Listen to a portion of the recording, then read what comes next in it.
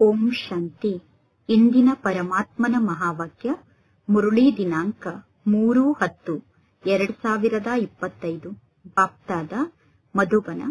ಮಧುರ ಮಕ್ಕಳೇ, ನೀವೀಗ ಸತ್ಯ ಪತಂಗಗಳಾಗಿದ್ದೀರಾ. ನೀವೀಗ ಜ್ಯೋತಿಯಾದಂತಹ ಪರಮಾತ್ಮ ತಂದೆಗೆ ಬಲಿಹಾರಿಯಾಗುತ್ತೀರಾ. ಪತಂಗ ಆದಂತಹ ನೀವು ಜ್ಯೋತಿಯಾದಂತಹ ಪರಮಾತ್ಮ ತಂದೆಗೆ ಬಲಿಹಾರಿ ಆಗುವ ನೆನಪಾರ್ಥವೇ ಈ ದೀಪಾವಳಿಯಾಗಿದೆ. ಇಂದಿನ ಪ್ರಶ್ನೆಯಾಗಿದೆ, ಪರಮಾತ್ಮ ತಂದೆ ತಮ್ಮ ಮಕ್ಕಳಿಗೆ ಯಾವೊಂದು ಸಮಾಚಾರವನ್ನು ತಿಳಿಸಿದ್ದಾರೆ? ಉತ್ತರ, ಪರಮಾತ್ಮ ತಂದೆ ತಿಳಿಸಿದ್ದಾರೆ, ಆತ್ಮರಾದ ನೀವು ಹೇಗೆ ನಿರ್ವಾಣಧಾಮದಿಂದ ಈ ಸೃಷ್ಟಿಗೆ ಬರುತ್ತೀರಾ ಮತ್ತು ತಂದೆಯಾದ ನಾನು ಹೇಗೆ ಈ ಸೃಷ್ಟಿಗೆ ಬರುತ್ತೇನೆ, ನಾನು ಯಾರಾಗಿದ್ದೇನೆ, ನಾನು ಏನನ್ನು ಮಾಡುತ್ತೇನೆ, ನಾನು ಹೇಗೆ ರಾಮರಾಜ್ಯವನ್ನು ಸ್ಥಾಪನೆ ಮಾಡುತ್ತೇನೆ, ಹೇಗೆ ಮಕ್ಕಳಾದ ನಿಮ್ಮನ್ನು ರಾವಣನ ಮೇಲೆ ವಿಜಯನ್ನಾಗಿ ಮಾಡುತ್ತೇನೆ ಅನ್ನುವ ಮಾತನ್ನು ಪರಮಾತ್ಮ ತಂದೆ ತಿಳಿಸಿದ್ದಾರೆ. ಈಗ ಮಕ್ಕಳಾದ ನೀವು ಈ ಎಲ್ಲಾ ಮಾತಿನ ಬಗ್ಗೆ ಅರ್ಥ ಮಾಡಿಕೊಂಡಿದ್ದೀರಾ. ಈಗ ನಿಮ್ಮ ಆತ್ಮಜ್ಯೋತಿ ಬೆಳಗಿದೆ.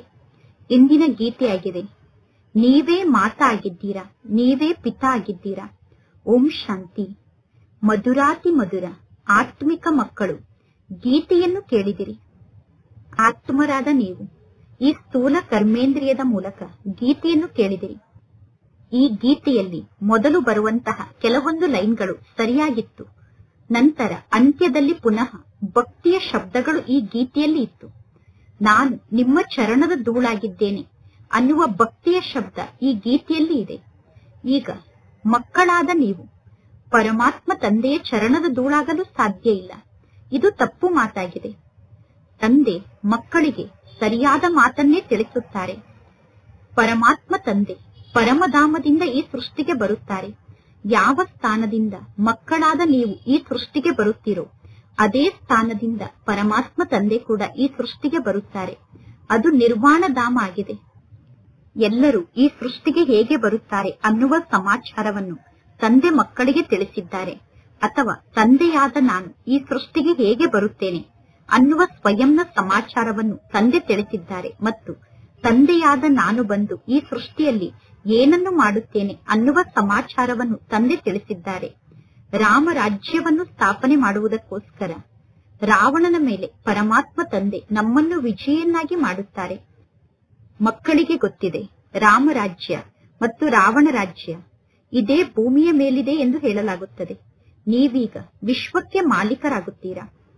ನೀವು ವಿಶ್ವಕ್ಕೆ ಮಾಲೀಕರಾದಾಗ ಭೂಮಿ, ಆಕಾಶ, ಸೂರ್ಯ ಎಲ್ಲರೂ ನಿಮ್ಮ ಜೊತೆಗೇ ಇರುತ್ತಾರೆ.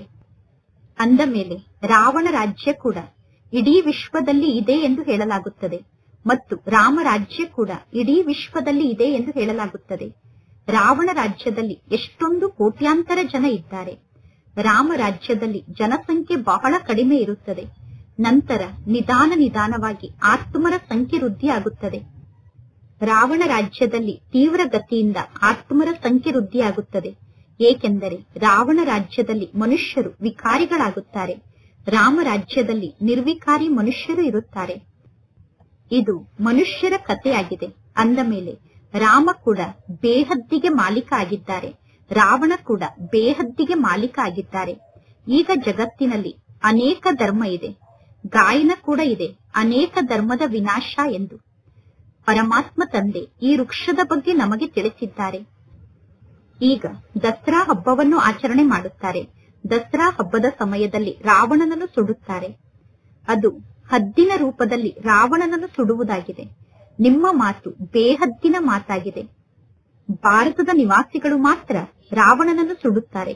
ವಿದೇಶದಲ್ಲೂ ಕೂಡ ಯಾವ ಸ್ಥಾನದಲ್ಲಿ ಜಾಸ್ತಿ ಜನ ಭಾರತದ ನಿವಾಸಿಗಳಿದ್ದಾರೋ ಅಲ್ಲಿ ರಾವಣನನ್ನು ಸುಡುತ್ತಾರೆ. ಅದು ಹದ್ದಿನ ದಸರಾ ಹಬ್ಬ ಆಗಿದೆ. ಲಂಕೆಯಲ್ಲಿ ರಾವಣನ ರಾಜ್ಯ ಇತ್ತು ಎಂದು ತೋರಿಸುತ್ತಾರೆ. ಸೀತೆಯನ್ನು ರಾವಣ ಕಳ್ಳತನ ಮಾಡಿಕೊಂಡು ಲಂಕೆಗೆ ಕರೆದುಕೊಂಡು ಹೋದರು ಎಂದು ತೋರಿಸುತ್ತಾರೆ. ಇದೆಲ್ಲ ಹದ್ದಿನ ಮಾತಾಗಿದೆ. ಈಗ ಪರಮಾತ್ಮ ತಂದೆ ತಿಳಿಸುತ್ತಾರೆ, ಇಡೀ ವಿಶ್ವದಲ್ಲಿ ಈಗ ರಾವಣನ ರಾಜ್ಯ ಇದೆ, ರಾಮರಾಜ್ಯ ಈಗ ಇಲ್ಲ. ರಾಮರಾಜ್ಯ ಅಂದರೆ ಈಶ್ವರ ತಂದೆಯ ಮೂಲಕ ಸ್ಥಾಪಿಸಲ್ಪಟ್ಟಂತಹ ರಾಜ್ಯ. ಸತ್ಯುಗಕ್ಕೆ ರಾಮರಾಜ್ಯ ಎಂದು ಕರೆಯಲಾಗುತ್ತದೆ. ಮಾಲೆಯನ್ನು ಸ್ಮರಣೆ ಮಾಡುತ್ತಾರೆ. ರಘುಪತಿ ರಾಘವ ರಾಜಾರಾಮ್ ಎಂದು ಹೇಳುತ್ತಾರೆ. ಆದರೆ ರಾಜಾರಾಮನ ಸ್ಮರಣೆಯನ್ನು ಮಾಡುವುದಿಲ್ಲ. ಯಾವ ನಿರಾಕಾರ ರಾಮ ಇಡೀ ವಿಶ್ವದ ಆತ್ಮರ ಸೇವೆಯನ್ನು ಮಾಡುತ್ತಾರೋ ಅಂತವರ ಮಾಲೆಯನ್ನು ಸ್ಮರಣೆ ಮಾಡಲಾಗುತ್ತದೆ. ಭಾರತದ ನಿವಾಸಿಗಳು ದಸರಾ ಹಬ್ಬದ ನಂತರ ಪುನಃ ದೀಪಾವಳಿ ಹಬ್ಬವನ್ನು ಆಚರಣೆ ಮಾಡುತ್ತಾರೆ. ದೀಪಾವಳಿಯನ್ನು ಏಕೆ ಆಚರಣೆ ಮಾಡುತ್ತಾರೆ? ಏಕೆಂದರೆ ದೇವತೆಗಳ ಪಟ್ಟಾಭಿಷೇಕ ದೀಪಾವಳಿಯ ದಿನ ನಡೆಯುತ್ತದೆ. ದೇವತೆಗಳ ಪಟ್ಟಾಭಿಷೇಕದ ದಿನದಂದು ಬಹಳಷ್ಟು ದೀಪಗಳನ್ನು ಸತ್ಯುಗದಲ್ಲಿ ಬೆಳಗಿಸುತ್ತಾರೆ. ಸತ್ಯುಗದಲ್ಲಿ ಒಂದನೆಯದಾಗಿ ಪಟ್ಟಾಭಿಷೇಕ ಎಂದು ಕರೆಯುತ್ತಾರೆ. ಇನ್ನು ಎರಡನೆಯದಾಗಿ ಮನೆ ಮನೆಯಲ್ಲೂ ದೀಪಾವಳಿ ಎಂದು ಕರೆಯುತ್ತಾರೆ. ಪ್ರತಿಯೊಂದು ಆತ್ಮದ ಜ್ಯೋತಿ ಬೆಳಗಿ ಬಿಡುತ್ತದೆ. ಈಗ ಸರ್ವ ಆತ್ಮರ ಜ್ಯೋತಿ ನಂದಿ ಹೋಗಿದೆ. ಕಬ್ಬಿಣದ ಯುಗ ಅಂದರೆ ಅಂಧಕಾರದ ಯುಗ ಆಗಿದೆ. ಅಂಧಕಾರ ಅಂದರೆ ಭಕ್ತಿ ಮಾರ್ಗ ಆಗಿದೆ. ಭಕ್ತಿಯನ್ನು ಮಾಡುತ್ತಾ ಮಾಡುತ್ತಾ ಜ್ಯೋತಿಯಲ್ಲಿರುವಂತಹ ಪ್ರಕಾಶ ಕಡಿಮೆ ಆಗುತ್ತದೆ. ಇನ್ನು ಜಗತ್ತಿನಲ್ಲಿ ಆಚರಣೆ ಮಾಡುವಂತಹ ದೀಪಾವಳಿ ಕೃತಕ ದೀಪಾವಳಿ ಅಂದರೆ ಆರ್ಟಿಫಿಷಿಯಲ್ ದೀಪಾವಳಿ ಆಗಿದೆ. ಈ ರೀತಿ ಪಟ್ಟಾಭಿಷೇಕ ಅಂತೂ ಈ ಸಮಯದಲ್ಲಿ ನಡೆಯುವುದಿಲ್ಲ. ಅಂದರೆ ಕಲಿಯುಗದಲ್ಲಿ ದೀಪಾವಳಿಯನ್ನು ಆಚರಣೆ ಮಾಡುವಾಗ ಪಟ್ಟಾಭಿಷೇಕವನ್ನು ಮಾಡುವುದಿಲ್ಲ. ಕೇವಲ ಪಟಾಕಿಗಳನ್ನು ಸುಡುತ್ತಾರೆ. ದೀಪಾವಳಿಯ ದಿನದಂದು ಲಕ್ಷ್ಮಿಯನ್ನು ಆಹ್ವಾನ ಮಾಡುತ್ತಾರೆ, ಪೂಜೆ ಮಾಡುತ್ತಾರೆ. ಇದೆಲ್ಲ ಭಕ್ತಿ ಮಾರ್ಗದ ಉತ್ಸವ ಆಗಿದೆ. ಯಾವ ರಾಜ ಸಿಂಹಾಸನದ ಮೇಲೆ ಕುಳಿತುಕೊಳ್ಳುತ್ತಾರೋ ಅವರ ಪಟ್ಟಾಭಿಷೇಕದ ದಿನವನ್ನು ಬಹಳಷ್ಟು ವಿಜೃಂಭಣೆಯಿಂದ ಆಚರಣೆ ಮಾಡುತ್ತಾರೆ. ಅದೆಲ್ಲ ಹದ್ದಿನ ಮಾತಾಗಿದೆ. ಈಗ ಬೇಹದ್ದಿನ ವಿನಾಶ ನಡೆಯುತ್ತದೆ. ಸತ್ಯ ಸತ್ಯ ದಸರಾ ಹಬ್ಬ ನಡೆಯುತ್ತದೆ. ಪರಮಾತ್ಮ ತಂದೆ ಬಂದಿರುವುದೇ ಸರ್ವರ ಆತ್ಮ ಜ್ಯೋತಿಯನ್ನು ಬೆಳಗಿಸುವುದಕ್ಕೋಸ್ಕರ. ಮನುಷ್ಯರು ತಿಳಿದುಕೊಂಡಿದ್ದಾರೆ, ನಮ್ಮ ಆತ್ಮ ಜ್ಯೋತಿ ದೊಡ್ಡ ಜ್ಯೋತಿಯಾದ ಪರಮ ಜ್ಯೋತಿಯಾದ ಪರಮಾತ್ಮ ತಂದೆಯ ಜೊತೆಗೆ ಸೇರಿಕೊಳ್ಳುತ್ತದೆ. ಅಂದರೆ ಪರಮ ಜ್ಯೋತಿಯಾದ ಪರಮಾತ್ಮ ತಂದೆಯಲ್ಲಿ ನಮ್ಮ ಆತ್ಮ ಜ್ಯೋತಿ ಲೀನ ಆಗುತ್ತದೆ ಎಂದು. ಬ್ರಹ್ಮ ಸಮಾಜದವರ ಮಂದಿರದಲ್ಲಿ ಸದಾ ಜ್ಯೋತಿ ಬೆಳಗುತ್ತಿರುತ್ತದೆ. ಅವರು ತಿಳಿದುಕೊಳ್ಳುತ್ತಾರೆ, ಹೇಗೆ ಪತಂಗ ಜ್ಯೋತಿಯ ಸುತ್ತ ಸುತ್ತಾಡಿ ನಂತರ ಜ್ಯೋತಿಗೆ ಬಲಿಹಾರಿಯಾಗುತ್ತದೆ. ಅದೇ ರೀತಿ ಆತ್ಮರಾದ ನಾವು ದೊಡ್ಡ ಜ್ಯೋತಿಯಾದಂತಹ ಪರಮಾತ್ಮ ತಂದೆಯಲ್ಲಿ ಲೀನ ಆಗುತ್ತೇವೆ ಎಂದು ಹೇಳುತ್ತಾರೆ. ಈ ಮಾತಿನ ಬಗ್ಗೆ ಒಂದು ಕಥೆಯನ್ನು ನಿರ್ಮಾಣ ಮಾಡಿದ್ದಾರೆ. ನೀವು ಪರಮಾತ್ಮ ತಂದೆಗೆ ಅರ್ಧ ಕಲ್ಪದ ಪ್ರಿಯತಮೆಯರಾಗಿದ್ದೀರಾ. ನೀವೀಗ ಬಂದು ಪ್ರಿಯತಮ ಆದಂತಹ ಒಬ್ಬ ಪರಮಾತ್ಮ ತಂದೆಗೆ ಬಲಿಹಾರಿ ಆಗುತ್ತೀರಾ. ಇಲ್ಲಿ ಸ್ವಯಂವನ್ನು ಸುಟ್ಟುಕೊಳ್ಳುವಂತಹ ಮಾತೇ ಇಲ್ಲ. ಹೇಗೆ ಜಗತ್ತಿನಲ್ಲಿ ಪ್ರಿಯತಮ ಪ್ರಿಯತಮೆ ಇರುತ್ತಾರೆ, ಅವರು ಒಬ್ಬರು ಇನ್ನೊಬ್ಬರಿಗೆ ಪ್ರಿಯತಮೆಯರಾಗಿರುತ್ತಾರೆ. ಜಗತ್ತಿನಲ್ಲಿರುವ ಪ್ರಿಯತಮ ಪ್ರಿಯತಮೆಯರು ಒಬ್ಬರು ಇನ್ನೊಬ್ಬರಿಗೆ ಪ್ರೇಮಿಗಳಾಗಿರುತ್ತಾರೆ. ಇಲ್ಲಿ ಒಬ್ಬ ಪರಮಾತ್ಮ ತಂದೆ ಪ್ರಿಯತಮ ಆಗಿದ್ದಾರೆ, ಉಳಿದವರೆಲ್ಲ ಪ್ರಿಯತಮೆಯರಾಗಿದ್ದಾರೆ.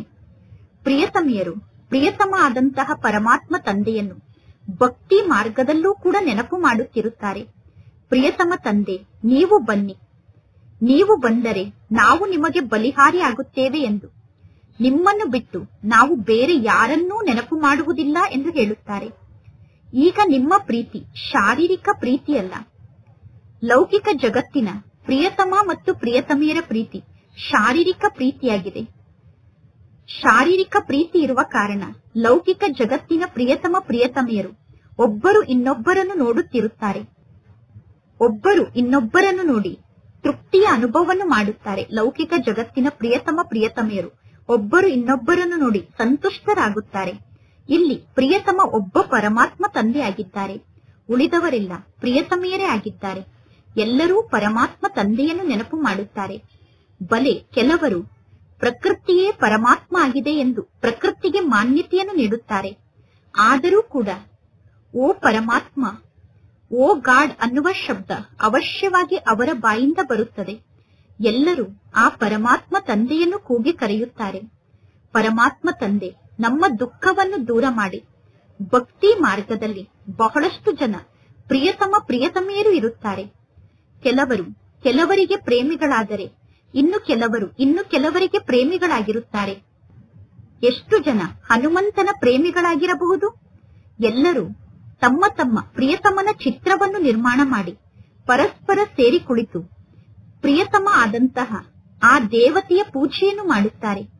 ಪೂಜೆಯನ್ನು ಮಾಡಿ ನಂತರ ಆ ಪ್ರಿಯತಮ ಆದಂತಹ ದೇವತೆಯ ಮೂರ್ತಿಯನ್ನು ನೀರಿನಲ್ಲಿ ಮುಳುಗಿಸಿ ಬಿಡುತ್ತಾರೆ.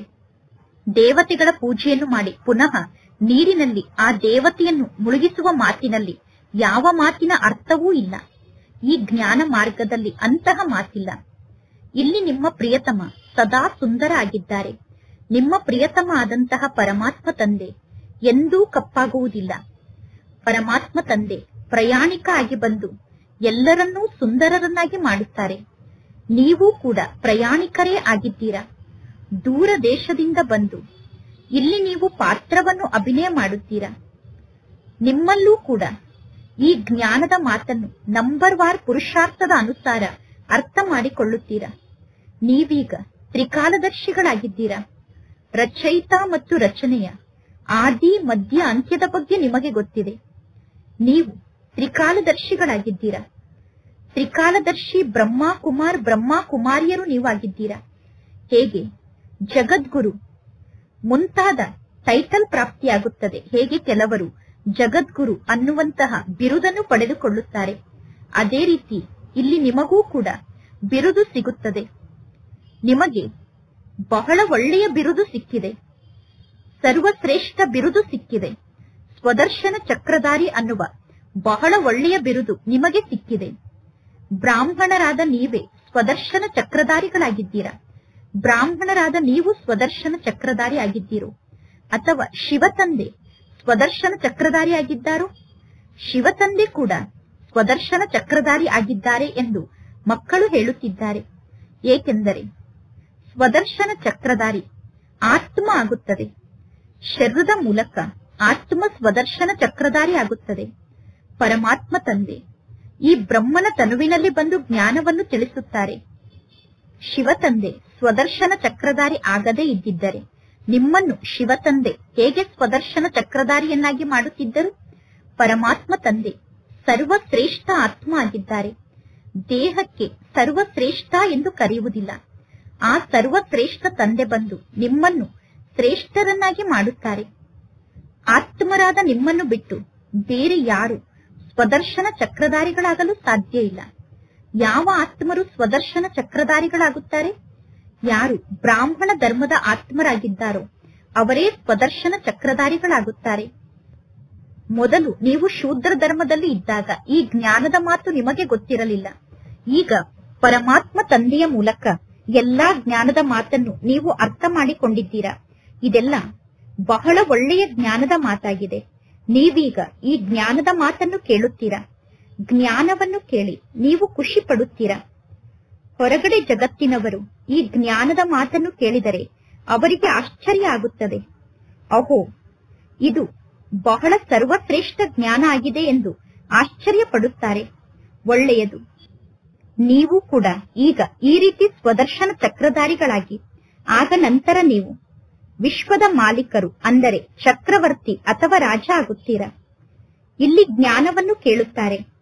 ಇಲ್ಲಿಂದ ಹೊರಗಡೆ ಹೋದ ತಕ್ಷಣ ಜ್ಞಾನದ ಮಾತು ಬುದ್ಧಿಯಿಂದ ಸಮಾಪ್ತಿಯಾಗುತ್ತದೆ. ಅವರು ಜ್ಞಾನ ಮಾರ್ಗದಿಂದ ಜೀವನವನ್ನೇ ಸಮಾಪ್ತಿ ಮಾಡಿಕೊಳ್ಳುತ್ತಾರೆ. ಮಾಯೆ ಬಹಳಷ್ಟು ಬಹದ್ದೂರ್ ಆಗಿದೆ. ಇಲ್ಲಿ ಕೇಳಿದಂತಹ ಜ್ಞಾನ ಇಲ್ಲೇ ಉಳಿದುಕೊಳ್ಳುತ್ತದೆ. ಹೇಗೆ ತಾಯಿಯ ಗರ್ಭದಲ್ಲಿ ಮಗು ಇದ್ದಾಗ ಮಗು ಪರಮಾತ್ಮ ತಂದೆಯ ಸಮ್ಮುಖದಲ್ಲಿ ಪ್ರತಿಜ್ಞೆಯನ್ನು ಮಾಡುತ್ತದೆ. ಪರಮಾತ್ಮ ತಂದೆ ನನ್ನನ್ನು ಈ ಗರ್ಭ ಜೈಲಿನಿಂದ ಮುಕ್ತ ಮಾಡಿ ಪುನಃ ಎಂದೂ ನಾನು ಪಾಪವನ್ನು ಮಾಡುವುದಿಲ್ಲ ಎಂದು. ಅದೇ ಮಗು ಗರ್ಭ ಜೈಲಿನಿಂದ ಮುಕ್ತಾಗಿ ಹೊರಗಡೆ ಬಂದ ತಕ್ಷಣ ಗರ್ಭದಲ್ಲಿ ಹೇಳಿದಂತಹ ಮಾತು ಅಲ್ಲೇ ಉಳಿದುಕೊಳ್ಳುತ್ತದೆ. ಅಂದರೆ ಆ ಮಾತನ್ನು ಆ ಮಗು ಧಾರಣೆ ಮಾಡಿಕೊಳ್ಳುವುದಿಲ್ಲ. ನೀವು ಪ್ರದರ್ಶನದಲ್ಲಿ ಜ್ಞಾನವನ್ನು ತಿಳಿಸುತ್ತೀರಾ. ಜ್ಞಾನವನ್ನು ಕೇಳಿ ಅನೇಕರು ಜ್ಞಾನ ಬಹಳ ಚೆನ್ನಾಗಿದೆ, ಬಹಳ ಚೆನ್ನಾಗಿದೆ ಎಂದು ಹೇಳುತ್ತಾರೆ. ಈ ಜ್ಞಾನ ಬಹಳ ಒಳ್ಳೆಯ ಜ್ಞಾನ ಆಗಿದೆ ಎಂದು ಹೇಳುತ್ತಾರೆ. ನಾವು ಪುರುಷಾರ್ಥವನ್ನು ಮಾಡಿ ಈ ರೀತಿ ಮಾಡುತ್ತೇವೆ, ಆ ರೀತಿ ಮಾಡುತ್ತೇವೆ ಎಂದು ಹೇಳುತ್ತಾರೆ. ಇಲ್ಲಿಂದ ಹೊರಗಡೆ ಹೋದ ತಕ್ಷಣ ಕೇಳಿದಂತಹ ಜ್ಞಾನವನ್ನು ಇಲ್ಲೇ ಬಿಟ್ಟು ಹೋಗುತ್ತಾರೆ. ಜ್ಞಾನವನ್ನು ಕೇಳಿ ಹೊರಗಡೆ ಹೋದ ತಕ್ಷಣ ಇಲ್ಲಿ ಕೇಳಿದ ಜ್ಞಾನವನ್ನು ಇಲ್ಲೇ ಬಿಟ್ಟು ಬಿಡುತ್ತಾರೆ. ಆದರೂ ಕೂಡ ಜ್ಞಾನವನ್ನು ಕೇಳಿರುವ ಕಾರಣ ಸ್ವಲ್ಪವಾದರೂ ಜ್ಞಾನದ ಪ್ರಭಾವ ಅವರ ಮೇಲೆ ಆಗಿರುತ್ತದೆ. ಅವರು ಎಂದೂ ಪುನಃ ಜ್ಞಾನ ಮಾರ್ಗಕ್ಕೆ ಬರುವುದೇ ಇಲ್ಲ ಎಂದು ತಿಳಿದುಕೊಳ್ಳಬೇಡಿ. ವೃಕ್ಷ ವೃದ್ಧಿಯಾಗುತ್ತಾ ಇರುತ್ತದೆ. ವೃಕ್ಷ ವೃದ್ಧಿಯಾದಾಗ ಈ ವೃಕ್ಷ ಎಲ್ಲರನ್ನೂ ತನ್ನ ಕಡೆ ಆಕರ್ಷಣೆ ಮಾಡುತ್ತದೆ. ಈಗ ಈ ಜಗತ್ತು ರವರವ ನರಕ ಆಗಿದೆ. ಗರುಡ ಪುರಾಣದಲ್ಲಿ ಇಂತಿಂತಹ ವಿಚಿತ್ರ ಮಾತನ್ನು ಬರೆದಿದ್ದಾರೆ. ಮನುಷ್ಯರು ಗರುಡ ಪುರಾಣದಲ್ಲಿ ಇರುವಂತಹ ಭಯಾನಕ ಮಾತನ್ನು ಕೇಳಿ ಸ್ವಲ್ಪ ಭಯಪಡಲಿ ಎಂದು ಇಂತಿಂತಹ ಮಾತನ್ನು ಮನುಷ್ಯರಿಗೆ ತಿಳಿಸುತ್ತಾರೆ. ಮನುಷ್ಯರು ಸರ್ಪ ಆಗುತ್ತಾರೆ, ಚೇಳಾಗುತ್ತಾರೆ ಎಂದು ಗರುಡ ಪುರಾಣದಲ್ಲಿ ಹೇಳುತ್ತಾರೆ. ಆದರೆ ಮನುಷ್ಯರು ಮನುಷ್ಯರೇ ಆಗುತ್ತಾರೆ ಅನ್ನುವುದು ಅವರಿಗೆ ಗೊತ್ತಿಲ್ಲ. ಈಗ ಪರಮಾತ್ಮ ತಂದೆ ತಿಳಿಸುತ್ತಾರೆ, ನಾನು ನಿಮ್ಮನ್ನು ಈ ವಿಷಯ ವೈತರಣಿಯ ನದಿಯಿಂದ ಮುಕ್ತ ಮಾಡಿ ಕ್ಷೀರ ಸಾಗರಕ್ಕೆ ಕಳಿಸುತ್ತೇನೆ. ನಿಜವಾಗಿಯೂ ನೀವು ಶಾಂತಿಧಾಮದ ನಿವಾಸಿಗಳಾಗಿದ್ದೀರಿ. ನಂತರ ಪಾತ್ರವನ್ನು ಅಭಿನಯ ಮಾಡುವುದಕ್ಕೋಸ್ಕರ ನೀವು ಸುಖಧಾಮದಲ್ಲಿ ಬಂದಿರಿ. ಈಗ ಪುನಃ ಮೊದಲು ಶಾಂತಿಧಾಮಕ್ಕೆ ಹೋಗುತ್ತೀರಾ, ನಂತರ ಸುಖಧಾಮದಲ್ಲಿ ಬರುತ್ತೀರಾ. ಅಂದ ಮೇಲೆ ಈ ಧಾಮವನ್ನು ನೀವು ನೆನಪು ಮಾಡುತ್ತೀರಾ ತಾನೆ? ನೀವೇ ಮಾತ್ಪಿತ ಆಗಿದ್ದೀರಾ. ನಿಮ್ಮ ಕೃಪೆಯಿಂದ ಅಪಾರ ಸುಖ ಸಿಗುತ್ತದೆ ಎಂದು ಗಾಯನವನ್ನು ಮಾಡುತ್ತಾರೆ. ಸತ್ಯಯುಗದಲ್ಲಿ ನಮಗೆ ಅಪಾರ ಸುಖ ಸಿಗುತ್ತದೆ. ಈಗ ಇದು ಸಂಗಮ ಯುಗ ಆಗಿದೆ. ಇಲ್ಲಿ ಅಂತ್ಯದಲ್ಲಿ ಮನುಷ್ಯರು ಅಯ್ಯೋ ಅಯ್ಯೋ ಎಂದು ಕೂಗುತ್ತಾರೆ. ಏಕೆಂದರೆ ಅಂತ್ಯದಲ್ಲಿ ದುಃಖ ಬಹಳಷ್ಟು ಜಾಸ್ತಿ ಇರುತ್ತದೆ. ನಂತರ ಪುನಃ ಸತ್ಯಯುಗದಲ್ಲಿ ಬಹಳಷ್ಟು ಜಾಸ್ತಿ ಸುಖ ಇರುತ್ತದೆ. ಅತಿ ಸುಖ ಮತ್ತು ಅತಿ ದುಃಖದ ಆಟ ಈ ಆಟ ಆಗಿದೆ. ಅತಿ ಸುಖ ಮತ್ತು ಅತಿ ದುಃಖದ ಆಧಾರದಿಂದ ಈ ಆಟ ನಿರ್ಮಾಣ ಆಗಿದೆ. ವಿಷ್ಣುವಿನ ಅವತಾರವನ್ನು ತೋರಿಸುತ್ತಾರೆ. ಲಕ್ಷ್ಮೀನಾರಾಯಣರು ಜೋಡಿಯಾಗಿ ಮೇಲಿನಿಂದ ಕೆಳಗಡೆ ಬರುತ್ತಾರೆ ಎಂದು ತೋರಿಸುತ್ತಾರೆ. ಆದರೆ ಮೇಲಿನಿಂದ ಶರೀರವನ್ನು ಧಾರಣೆ ಮಾಡಿಕೊಂಡು ಯಾರಾದರೂ ಬರಲು ಸಾಧ್ಯ ಇದೆಯೇನು? ಪ್ರತಿಯೊಂದು ಆತ್ಮ ಮೇಲಿನಿಂದ ಈ ಸೃಷ್ಟಿಗೆ ಬರುತ್ತದೆ. ಆದರೆ ಈಶ್ವರ ತಂದೆಯ ಅವತರಣೆ ಬಹಳಷ್ಟು ವಿಚಿತ್ರವಾದ ಅವತರಣೆ ಆಗಿದೆ. ಪರಮಾತ್ಮ ತಂದೆ ಬಂದು ಭಾರತವನ್ನು ಸ್ವರ್ಗವನ್ನಾಗಿ ಮಾಡುತ್ತಾರೆ. ಆದ್ದರಿಂದ ಶಿವ ಜಯಂತಿಯ ಹಬ್ಬವನ್ನು ಆಚರಣೆ ಮಾಡುತ್ತಾರೆ. ಪರಂಪಿತ ಪರಮಾತ್ಮ ಶಿವ ತಂದೆ ಬಂದು ಮುಕ್ತಿ ಮತ್ತು ಜೀವನ್ ಮುಕ್ತಿಯ ಆಸ್ತಿಯನ್ನು ಒಂದು ವೇಳೆ ನಮಗೆ ನೀಡುತ್ತಾರೆ ಎಂದು ಎಲ್ಲರಿಗೂ ಗೊತ್ತಿದ್ದರೆ ಇಡೀ ವಿಶ್ವದಲ್ಲಿರುವ ಎಲ್ಲಾ ಆತ್ಮರು ಪರಮಾತ್ಮ ತಂದೆಯ ಜನ್ಮದಿನದ ಹಬ್ಬವನ್ನು ಆಚರಣೆ ಮಾಡುತ್ತಿದ್ದರು. ಪರಮಾತ್ಮ ತಂದೆ ಮುಕ್ತಿದಾತ ಆಗಿದ್ದಾರೆ, ಮಾರ್ಗದರ್ಶಕ ಆಗಿದ್ದಾರೆ ಅನ್ನುವುದನ್ನು ಅರ್ಥ ಮಾಡಿಕೊಂಡರೆ ಶಿವ ತಂದೆಯ ನೆನಪಾರ್ಥವಾಗಿ ಶಿವ ಜಯಂತಿಯನ್ನು ಆಚರಣೆ ಮಾಡುತ್ತಿದ್ದರು. ಶಿವ ತಂದೆಯ ಜನ್ಮದಿನ ಭಾರತದಲ್ಲೇ ನಡೆಯುತ್ತದೆ. ಭಾರತದಲ್ಲೇ ಶಿವ ಜಯಂತಿಯನ್ನು ಆಚರಣೆ ಮಾಡುತ್ತಾರೆ. ಆದರೆ ಶಿವ ತಂದೆಯ ಸಂಪೂರ್ಣ ಪರಿಚಯವನ್ನು ಅರ್ಥ ಮಾಡಿಕೊಳ್ಳದೇ ಇರುವ ಕಾರಣ ಶಿವ ತಂದೆಯ ಜನ್ಮದಿನಕ್ಕೆ ರಜೆಯನ್ನೂ ಕೂಡ ಕೊಡುವುದಿಲ್ಲ. ಯಾವ ಪರಮಾತ್ಮ ತಂದೆ ಸರ್ವರಿಗೂ ಸದ್ಗತಿಯನ್ನು ನೀಡುತ್ತಾರೋ ಅವರ ಜನ್ಮದಿನವನ್ನು ಎಲ್ಲರೂ ಆಚರಣೆ ಮಾಡಬೇಕು. ಮತ್ತು ಪರಮಾತ್ಮ ತಂದೆಯ ಜನ್ಮಭೂಮಿ ಯಾವುದಾಗಿದೆಯೋ, ಯಾವ ಜನ್ಮಭೂಮಿಯಲ್ಲಿ ಪರಮಾತ್ಮ ತಂದೆ ಅಲೌಕಿಕ ಕಾರ್ಯವನ್ನು ಬಂದು ಮಾಡುತ್ತಾರೋ ಆ ತೀರ್ಥಯಾತ್ರೆಯ ಸ್ಥಾನ ಆದಂತಹ ಮಧುಬನಕ್ಕೆ ಬಹಳಷ್ಟು ಮಾನ್ಯತೆಯನ್ನು ನೀಡಬೇಕು. ಮೌಂಟ್ ಅಬುನಲ್ಲಿ ನಿಮ್ಮ ನೆನಪಾರ್ಥವಾದ ಮಂದಿರ ಕೂಡ ಇದೆ. ಆದರೆ ಶಿವ ತಂದೆ ಇಲ್ಲೇ ಬಂದು ಮುಕ್ತಿದಾತ ಆಗುತ್ತಾರೆ, ಮಾರ್ಗದರ್ಶಕ ಆಗುತ್ತಾರೆ ಅನ್ನುವುದು ಯಾರಿಗೂ ಗೊತ್ತಿಲ್ಲ. ಎಲ್ಲರೂ ಹೇಳುತ್ತಾರೆ ಸರ್ವರ ದುಃಖವನ್ನು ದೂರ ಮಾಡಿ ನಮ್ಮನ್ನು ಸುಖಧಾಮಕ್ಕೆ ಕರೆದುಕೊಂಡು ಹೋಗಿ ಎಂದು. ಆದರೆ ತಂದೆಯ ಬಗ್ಗೆ ಯಾರಿಗೂ ಗೊತ್ತಿಲ್ಲ. ಭಾರತ ಬಹಳಷ್ಟು ಸರ್ವಶ್ರೇಷ್ಠ ದೇಶ ಆಗಿತ್ತು. ಭಾರತದ ಮಹಿಮೆ ಅಪರಂ ಅಪಾರ ಆಗಿದೆ ಎಂದು ಗಾಯನ ಇದೆ. ಭಾರತದಲ್ಲೇ ಶಿವ ತಂದೆ ಜನ್ಮವನ್ನು ಪಡೆದುಕೊಳ್ಳುತ್ತಾರೆ ಅನ್ನುವುದನ್ನು ಬೇರೆ ಯಾರೂ ಒಪ್ಪಿಕೊಳ್ಳುವುದಿಲ್ಲ. ಆ ಶಿವ ತಂದೆಗೆ ಬೇರೆ ಯಾರೂ ಮಾನ್ಯತೆಯನ್ನು ಕೊಡುವುದಿಲ್ಲ. ಶಿವ ತಂದೆಯ ಸ್ಟ್ಯಾಂಪ್ ಅನ್ನು ಕೂಡ ನಿರ್ಮಾಣ ಮಾಡುವುದಿಲ್ಲ. ಇನ್ನು ಅನೇಕ ವ್ಯಕ್ತಿಗಳ ಸ್ಟ್ಯಾಂಪ್ ಅನ್ನು ನಿರ್ಮಾಣ ಮಾಡುತ್ತಿರುತ್ತಾರೆ. ಅಂದ ಮೇಲೆ ಆ ಜನರಿಗೆ ಹೇಗೆ ಈ ಜ್ಞಾನವನ್ನು ತಿಳಿಸುವುದು? ಶಿವ ತಂದೆಯ ಮಹತ್ವ ಆ ಎಲ್ಲಾ ವ್ಯಕ್ತಿಗಳಿಗೂ ಗೊತ್ತಾಗಬೇಕು. ಅದಕ್ಕೋಸ್ಕರ ಹೇಗೆ ಜ್ಞಾನದ ಮಾತನ್ನು ತಿಳಿಸುವುದು? ಸನ್ಯಾಸಿಗಳು ವಿದೇಶಕ್ಕೆ ಹೋಗಿ ಭಾರತದ ಪ್ರಾಚೀನ ಯೋಗವನ್ನು ವಿದೇಶದಲ್ಲಿ ಕಲಿಸುತ್ತಾರೆ. ಯಾವಾಗ ನೀವು ರಾಜಯೋಗದ ಬಗ್ಗೆ ಎಲ್ಲರಿಗೂ ತಿಳಿಸುತ್ತೀರೋ ಆಗ ನಿಮ್ಮ ಹೆಸರು ಬಹಳಷ್ಟು ಪ್ರಸಿದ್ಧ ಆಗುತ್ತದೆ. ನೀವೀಗ ಎಲ್ಲರಿಗೂ ತಿಳಿಸಬೇಕು, ರಾಜಯೋಗವನ್ನು ನಮಗೆ ಯಾರು ಕಲಿಸಿದ್ದರು? ರಾಜಯೋಗವನ್ನು ಯಾರು ಕಲಿಸಿದ್ದರು ಅನ್ನುವುದು ಯಾರಿಗೂ ಗೊತ್ತಿಲ್ಲ. ಶ್ರೀಕೃಷ್ಣ ಹಠಯೋಗವನ್ನು ಕಲಿಸಿಲ್ಲ. ಹಠಯೋಗ ಸನ್ಯಾಸಿಗಳ ಯೋಗ ಆಗಿದೆ. ಸನ್ಯಾಸಿಗಳು ಹಠಯೋಗವನ್ನು ಕಲಿಸುತ್ತಾರೆ. ಯಾರು ಬಹಳಷ್ಟು ಶಿಕ್ಷಣವನ್ನು ಕಲಿತಿದ್ದಾರೋ, ವಿದ್ಯಾವಂತರಾಗಿದ್ದಾರೋ, ಅವರು ತಮ್ಮನ್ನು ತಾವು ಫಿಲಾಸಫರ್ಸ್ ಎಂದು ಹೇಳಿಸಿಕೊಳ್ಳುತ್ತಾರೆ, ತತ್ವಜ್ಞಾನಿಗಳು ಎಂದು ಹೇಳಿಸಿಕೊಳ್ಳುತ್ತಾರೆ. ಅವರು ಈ ಜ್ಞಾನದ ಮಾತನ್ನು ಅರ್ಥ ಮಾಡಿಕೊಂಡರೆ ಇನ್ನೂ ಜಾಸ್ತಿ ಸ್ವಯಂವನ್ನು ಸುಧಾರಣೆ ಮಾಡಿಕೊಳ್ಳಬಹುದು. ನಾನು ಇಷ್ಟೊಂದು ಶಾಸ್ತ್ರವನ್ನು ಓದಿದ್ದೇನೆ, ಆದರೆ ಪರಮಾತ್ಮ ತಂದೆ ಯಾವ ಜ್ಞಾನದ ಮಾತನ್ನು ತಿಳಿಸುತ್ತಿದ್ದಾರೋ ಅದೇ ಸರಿಯಾದ ಮಾತಾಗಿದೆ, ಉಳಿದಿದ್ದೆಲ್ಲ ತಪ್ಪು ಮಾತಾಗಿದೆ ಎಂದು ಅವರಿಗೆ ಅರ್ಥ ಆಗಬೇಕು. ಮಧುಬನ ಬಹಳ ದೊಡ್ಡ ತೀರ್ಥ ಸ್ಥಾನ ಆಗಿದೆ ಎಂದು ಅವರಿಗೆ ಅರ್ಥ ಆಗಬೇಕು. ಬಹಳ ದೊಡ್ಡ ತೀರ್ಥ ಸ್ಥಾನ ಆದಂತಹ ಮಧುಬನದಲ್ಲೇ ಪರಮಾತ್ಮ ತಂದೆ ಬರುತ್ತಾರೆ ಅನ್ನುವುದು ಅವರಿಗೆ ಅರ್ಥ ಆಗಬೇಕು. ಈಗ ಮಕ್ಕಳಾದ ನಿಮಗೆ ಗೊತ್ತಿದೆ, ಮಧುಬನಕ್ಕೆ ಧರ್ಮಭೂಮಿ ಎಂದು ಕರೆಯಲಾಗುತ್ತದೆ. ಮಧುಬನದಲ್ಲಿ ಧರ್ಮಾತ್ಮರು ನಿವಾಸವನ್ನು ಮಾಡುತ್ತಾರೆ. ಇಲ್ಲಿ ಎಷ್ಟು ಜನ ಧರ್ಮಾತ್ಮರು ಇದ್ದಾರೋ ಅಷ್ಟು ಧರ್ಮಾತ್ಮರು ಬೇರೆ ಯಾವ ಸ್ಥಾನದಲ್ಲೂ ಇಲ್ಲ. ನೀವೀಗ ಎಷ್ಟೊಂದು ದಾನ ಪುಣ್ಯವನ್ನು ಮಾಡುತ್ತೀರಾ. ಪರಮಾತ್ಮ ತಂದೆಯ ಬಗ್ಗೆ ಅರ್ಥ ಮಾಡಿಕೊಂಡು ತನ್ನು ಮನ ಧನದಿಂದ ಸರ್ವಸ್ವವನ್ನು ಪರಮಾತ್ಮ ತಂದೆಯ ಸೇವೆಯಲ್ಲಿ ಅರ್ಪಣೆ ಮಾಡುತ್ತೀರಾ. ಪರಮಾತ್ಮ ತಂದೆ ಸರ್ವರಿಗೂ ಮುಕ್ತಿಯನ್ನು ನೀಡುತ್ತಾರೆ, ಸರ್ವರನ್ನು ದುಃಖದಿಂದ ಮುಕ್ತ ಮಾಡುತ್ತಾರೆ. ಮತ್ತು ಧರ್ಮಸ್ಥಾಪಕರು ಯಾರನ್ನು ದುಃಖದಿಂದ ಮುಕ್ತ ಮಾಡುವುದಿಲ್ಲ. ಧರ್ಮಸ್ಥಾಪಕರು ಲೇಟಾಗಿ ಈ ಸೃಷ್ಟಿಗೆ ಬರುತ್ತಾರೆ. ನಂಬರ್ ವಾರಾಗಿ ಎಲ್ಲರೂ ಪಾತ್ರವನ್ನು ಅಭಿನಯ ಮಾಡಲು ಈ ಸೃಷ್ಟಿಗೆ ಬರುತ್ತಾರೆ. ನಂಬರ್ ವಾರಾಗಿ ಎಲ್ಲರೂ ಪಾತ್ರವನ್ನು ಅಭಿನಯ ಮಾಡಲು ಈ ಸೃಷ್ಟಿಗೆ ಬರುತ್ತಾರೆ. ಪಾತ್ರವನ್ನು ಅಭಿನಯ ಮಾಡುತ್ತಾ ಮಾಡುತ್ತಾ ತಮೋ ಪ್ರಧಾನರಾಗುತ್ತಾರೆ. ಪುನಃ ಪರಮಾತ್ಮ ತಂದೆ ಬಂದು ನಮ್ಮನ್ನು ಸತೋ ಪ್ರಧಾನರನ್ನಾಗಿ ಮಾಡುತ್ತಾರೆ. ಅಂದ ಮೇಲೆ ಭಾರತ ದೇಶ ಬಹಳ ದೊಡ್ಡ ತೀರ್ಥಸ್ಥಾನ ಆಗಿದೆ. ಭಾರತ ದೇಶ ಎಲ್ಲದಕ್ಕಿಂತ ನಂಬರ್ 1 ಶ್ರೇಷ್ಠ ಭೂಮಿಯಾಗಿದೆ.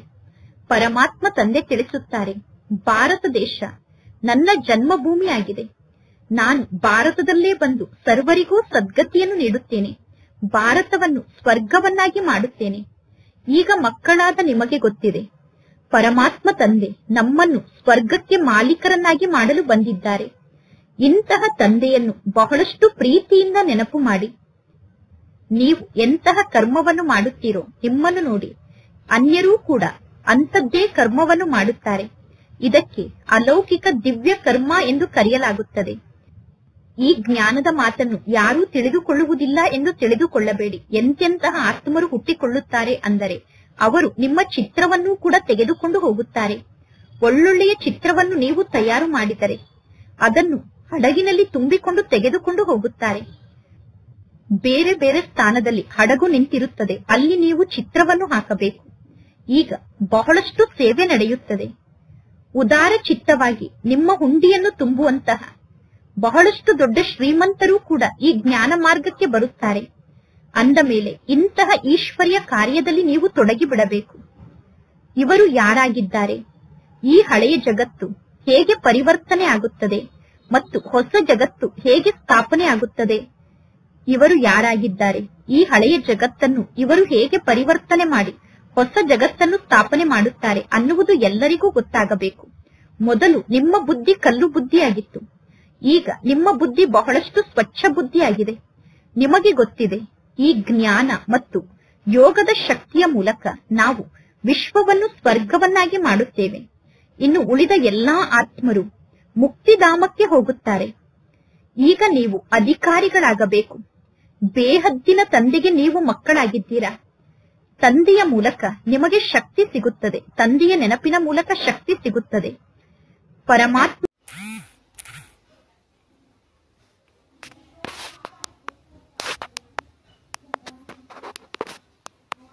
ಹೊಸದಾಗುತ್ತದೆ. ಸತ್ಯಯುಗದಲ್ಲಿ ದುಃಖದ ಹೆಸರು ಚಿಹ್ನೆ ಕೂಡ ಇರುವುದಿಲ್ಲ. ಸತ್ಯಯುಗದಲ್ಲಿ ಪಂಚತತ್ವ ಕೂಡ ನಿಮ್ಮ ಸೇವೆಗೋಸ್ಕರ ನಿಮ್ಮ ಸಮ್ಮುಖದಲ್ಲಿ ಉಪಸ್ಥಿತ ಆಗಿರುತ್ತದೆ. ಈಗ ಆ ಪಂಚತತ್ವ ಕೂಡ ಡಿಸ್ಸರ್ವಿಸ್ ಅನ್ನು ಮಾಡುತ್ತದೆ. ಏಕೆಂದರೆ ಮನುಷ್ಯರು ಪಂಚತತ್ವದ ಮೂಲಕ ಸೇವೆಯನ್ನು ಮಾಡಿಸಿಕೊಳ್ಳಲು ಯೋಗ್ಯರಾಗಿಲ್ಲ. ಪರಮಾತ್ಮ ತಂದೆ ಈಗ ನಮ್ಮನ್ನು ಯೋಗ್ಯರನ್ನಾಗಿ ಮಾಡುತ್ತಾರೆ. ಒಳ್ಳೆಯದು, ಮಧುರಾತಿ ಮಧುರ, ಅಗಲಿ ಹೋಗಿ ಮರಳಿ ಸಿಕ್ಕಿರುವ ಮಕ್ಕಳ ಪ್ರತಿ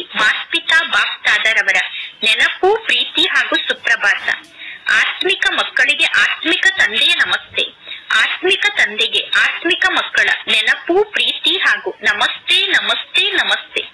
ಧಾರಣೆಗೋಸ್ಕರ ಮುಖ್ಯ ಸಾರ.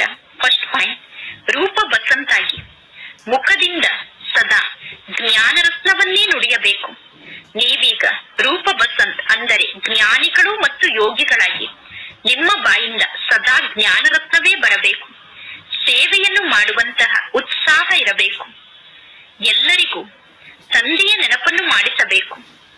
ತಂದೆಯ ನೆನಪನ್ನು ಸರ್ವರಿಗೂ ಮಾಡಿಸುವಂತಹ ಅಲೌಕಿಕ ಕಾರ್ಯವನ್ನು ನಾನೀಗ ಮಾಡಬೇಕು ಮತ್ತು ನಾನು ಸ್ವಯಂ ತಂದೆಯ ನೆನಪಿನಲ್ಲಿ ಇರಬೇಕು. ಸೆಕೆಂಡ್ ಪಾಯಿಂಟ್, ಸತ್ಯ ಸತ್ಯ ಪ್ರಿಯತಮೆಯರಾಗಿ ಒಬ್ಬ ಪ್ರಿಯತಮ ಆದಂತಹ ಪರಮಾತ್ಮ ತಂದೆಗೆ ಬಲಿಹಾರಿ ಆಗುವುದು ಅಂದರೆ ತಂದೆಗೆ ಸ್ವಯಂವನ್ನು ಅರ್ಪಣೆ ಮಾಡಿಕೊಳ್ಳುವುದಾಗಿದೆ. ತಂದೆಗೆ ಬಲಿಹಾರಿ ಆದಾಗಲೇ ಸತ್ಯವಾದ ದೀಪಾವಳಿ ಹಬ್ಬ ನಡೆಯುತ್ತದೆ. ಇಂದಿನ ವರದಾನ ಆಗಿದೆ. ವಿಶ್ವ ಮಹಾರಾಜನ ಪದವಿಯನ್ನು ಪ್ರಾಪ್ತಿ ಮಾಡಿಕೊಳ್ಳುವುದಕ್ಕೋಸ್ಕರ ಸರ್ವಶಕ್ತಿಯ ಸ್ಟಾಕ್ನಿಂದ ಸಂಪನ್ನಾಗಿ ಅಂದರೆ ಭರ್ಪೂರಾಗಿ ಯಾರು ವಿಶ್ವ ಮಹಾರಾಜನ ಪದವಿಯನ್ನು ಪ್ರಾಪ್ತಿ ಮಾಡಿಕೊಳ್ಳುವಂತಹ ಆತ್ಮರಾಗಿದ್ದಾರೋ ಅವರ ಪುರುಷಾರ್ಥ ಕೇವಲ ಸ್ವಯಂಗೋಸ್ಕರ ನಡೆಯುವುದಿಲ್ಲ. ತಮ್ಮ ಜೀವನದಲ್ಲಿ ಬರುವಂತಹ ವಿಘ್ನ ಮತ್ತು ಪರೀಕ್ಷೆಯನ್ನು ಪಾಸ್ ಮಾಡುವುದು ಬಹಳಷ್ಟು ಸಾಮಾನ್ಯ ಮಾತಾಗಿದೆ. ಆದರೆ ಯಾರು ವಿಶ್ವಕ್ಕೆ ಮಹಾರಾಜ ಆಗುವಂತಹ ಆತ್ಮ ಆಗಿದ್ದಾರೋ ಅವರ ಬಳಿ ಈಗಿನಿಂದಲೇ ಸರ್ವಶಕ್ತಿಯ ಸ್ಟಾಕ್ ಭರ್ಪೂರಾಗಿರುತ್ತದೆ. ಅವರ ಪ್ರತಿಕ್ಷಣ ಪ್ರತಿಯೊಂದು ಸಂಕಲ್ಪ ಅನ್ಯರಿಗೋಸ್ಕರ ಆಗಿರುತ್ತದೆ. ವಿಶ್ವ ಮಹಾರಾಜನಾಗುವಂತಹ ಆತ್ಮರು ಪ್ರತಿಕ್ಷಣ ಮತ್ತು ಪ್ರತಿ ಸಂಕಲ್ಪವನ್ನು ಅನ್ಯರಿಗೋಸ್ಕರ ಅರ್ಪಣೆ ಮಾಡುತ್ತಾರೆ. ತನು, ಮನ, ಧನ, ಸಮಯ, ಶ್ವಾಸ ಎಲ್ಲವನ್ನು ವಿಶ್ವ ಕಲ್ಯಾಣದ ಕಾರ್ಯದಲ್ಲಿ ಸಫಲ ಮಾಡುತ್ತಿರುತ್ತಾರೆ. ಇಂದಿನ ಸ್ಲೋಗನ್ ಆಗಿದೆ. ಕೇವಲ ಒಂದೇ ಒಂದು ದುರ್ಬಲತೆ ಅನೇಕ ವಿಶೇಷತೆಗಳನ್ನು ಸಮಾಪ್ತಿ ಮಾಡುತ್ತದೆ. ಆದ್ದರಿಂದ ದುರ್ಬಲತೆಗಳಿಗೆ ಡೈವರ್ಸ್ ಅನ್ನು ಕೊಟ್ಟು ಬಿಡಿ. ಒಂದೇ ಒಂದು ದುರ್ಬಲತೆ ಇದ್ದರೂ ಕೂಡ ಆ ದುರ್ಬಲತೆ ಅನೇಕ ವಿಶೇಷತೆಯನ್ನು ಸಮಾಪ್ತಿ ಮಾಡುತ್ತದೆ. ಆದ್ದರಿಂದ ಆ ಒಂದು ದುರ್ಬಲತೆಗೂ ಕೂಡ ಡೈವರ್ಸ್ ಅನ್ನು ಕೊಡಿ. ಇಂದಿನ ಅವ್ಯಕ್ತ ಸೂಚನೆಯಾಗಿದೆ. ಸ್ವಯಂ ಮತ್ತು ಸರ್ವರಿಗೋಸ್ಕರ ಮನಸ್ಸಿನ ಮೂಲಕ ಯೋಗದ ಶಕ್ತಿಯನ್ನು ಪ್ರಯೋಗ ಮಾಡಿ. ನಿಮ್ಮ ಶುಭ ಭಾವನೆ, ಶ್ರೇಷ್ಠ ಕಾಮನೆ, ಶ್ರೇಷ್ಠ ವೃತ್ತಿ, ಶ್ರೇಷ್ಠ ವೈಬ್ರೇಷನ್ ಮೂಲಕ ಯಾವುದೇ ಸ್ಥಾನದಲ್ಲಿ ಇದ್ದರೂ ಕೂಡ ಮನಸ್ಸಿನ ಮೂಲಕ ಅನೇಕ ಆತ್ಮರ ಸೇವೆಯನ್ನು ನೀವು ಮಾಡಬಹುದು. ಅದಕ್ಕೋಸ್ಕರ ವಿಧಿ ಅಂದರೆ ನೀವು ಲೈಟ್ ಹೌಸ್ ಮತ್ತು ಮೈಟ್ ಹೌಸ್ ಆಗಬೇಕು.